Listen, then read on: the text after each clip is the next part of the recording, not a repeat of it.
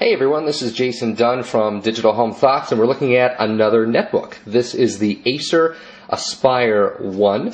The Aspire 1 comes in a lot of different configurations, Linux-based versions, about I think 5 different colors. This is the Sapphire Blue model.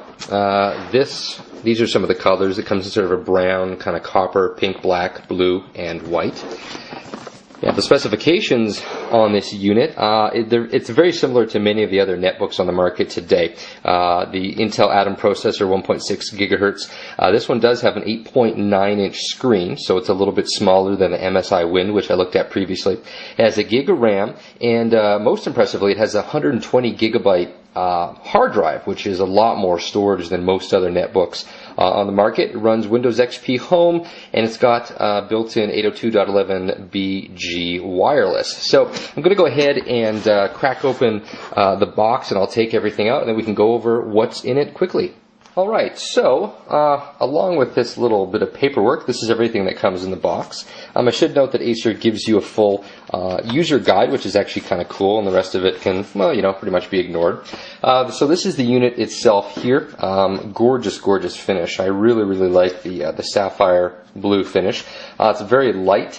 Although that depends on which battery you use. One of the things that was interesting about this particular version that I'm checking out is this is a 6-cell battery. So I will snap this battery on, and you can sort of see how much it sticks out. So it does stick out, a fair bit. The 3-cell battery is completely flush with the unit, but the 3-cell battery would be an added accessory, essentially, if you purchased this configuration. So it does add a bit to the weight. I'm not 100% sure. I'll look this up after this video, but I think with the 6-cell battery, it probably weighs in at around 2.5 pounds, 2.6 pounds, something like that. So we'll go over some of the features. Just on the left-hand side here, power, VGA, Ethernet, USB port, an SD card slot. Nothing really to speak of on the front other than this little switch here, which we'll look at in a second. It does have a microphone input port, headphone jack, 2 USB ports, and then this is a memory card slot. And actually, I guess that's kind of interesting. So this is an SD card slot over here. And then this is an SD XD Memory Stick Pro. So this is, I think what this means is that this slot is what you use for your digital cameras.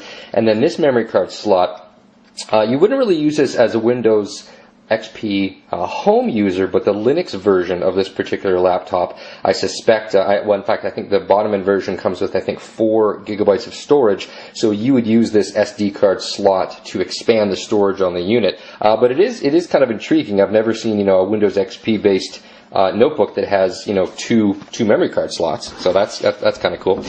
This is the power brick. It is definitely smaller than a lot of other power bricks on the market, so that's pretty cool. It's kind of amazing though how much space the power cable takes up. They go through a lot of effort to make these smaller, then they give you this gigantic power cable. It might be nice to see something, even if half as long, you get a lot of extension out of this cord, so I don't exactly know why they need to give you something that's this long. At any rate, that's what you get in the box. And you also do get this sort of fake leather sleeve, but it's really nice. It fits the unit quite well, although the battery will, of course, kind of slide out the back a little bit because it's not quite tall enough to encompass the entire thing. Boy, this is kind of fun trying to get it in. So there you go. So it actually covers up pretty much the whole thing. This humps out a little bit, but I really like this. This is really, really nice that Acer decided to include that. So now I'll cut again, and then we will open up the laptop and take a look at it inside. Alright, so here it is all booted up. The screen resolution is 1024 wide by 600 tall.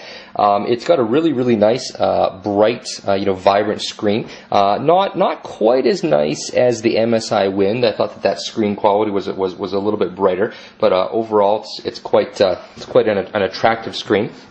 On the inside here, you have a webcam. I believe that's a VGA resolution webcam, but I'm not 100% sure because I looked up the specs and I wasn't able to see it. There's a microphone here, so you can use it for online chatting and webcams and whatnot. So overall, I like this one a fair bit.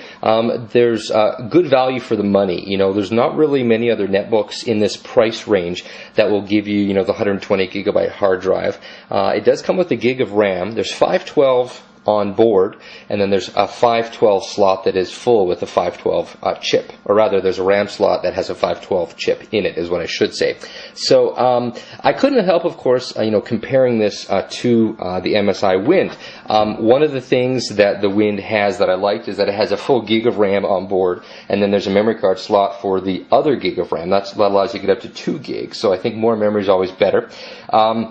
The keyboard on this thing is pretty good. One of the things that I personally didn't like, being in Canada, is Asus has made a multilingual keyboard. So it's a little bit hard to see here, but if you look closely, you can see that there's actually, you know, French alternate. All these kind of turquoise, all the turquoise text are essentially French Canadian alternate buttons.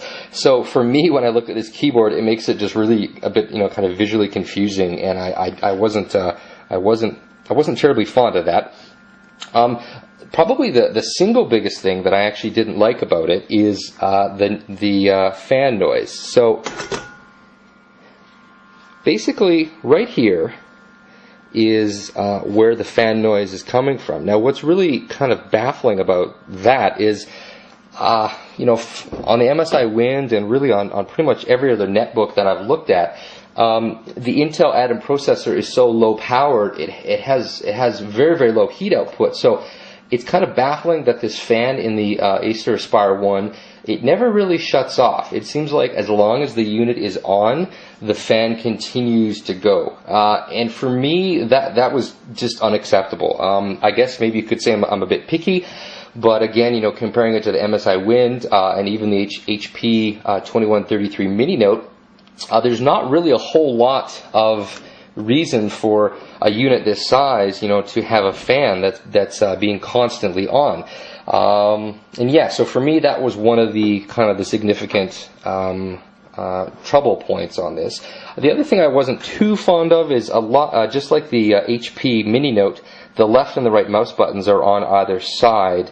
The MSI Wind, the button's down here. And so, you know, again, not really the end of the world, but I mean, for me, I would have preferred if the buttons were down here. But believe it or not, the single biggest thing is actually just that fan. I have a Fujitsu P7020 notebook, and it has a fairly noisy fan, and that's the single biggest thing I don't like about it. And so as I'm kind of shopping around for a netbook here that I'm interested in purchasing, it being silent or, you know, very, very quiet is super, super important to me. Now, I didn't notice any you know, performance problems with this unit. Again, it has the same CPU that, you know, all the netbooks have, you know, that are based on the Atom processor. So you're not really going to find a whole lot in terms of differences between this netbook and the other netbook. So really, you know, performance-wise, they're all pretty close. So a lot of it just comes down to, you know, battery life, the amount of RAM on board, the hard drive size, and again, just some of the aesthetics. So overall, the Acer Aspire 1 is, it's a gorgeous little netbook. I mean, I adore the blue finish. I think it's just totally sexy. I think it has a really, really nice design. With the 6-cell battery, I didn't do any heavy testing, but everything I've read online said that the 6-cell battery would give you about 5 to 5.5 hours of battery life. So that's great. So for some people, the Acer Aspire 1 may be, you know, the perfect little netbook. For me, I'm willing to spend, you know, a little bit more money and get the MSI Wind in black with the 6-cell battery. So I'm just kind of waiting to do that, and that kind of wraps it up. So if Acer would have made this thing quiet, I would have been very, very interested in it. And if they would have, you know, maybe, again, just in the Canadian version, if they wouldn't have put a multilingual keyboard on it, that would have also maybe made me like it a little bit more. So that's about it for my thoughts on the Acer Aspire 1. If you have any questions, post them in the comments and I'll try to answer them. Once again, it's Jason Dunn from Digital Home Thoughts. Thanks for watching. Please rate the video and subscribe to our channel. Have a good day.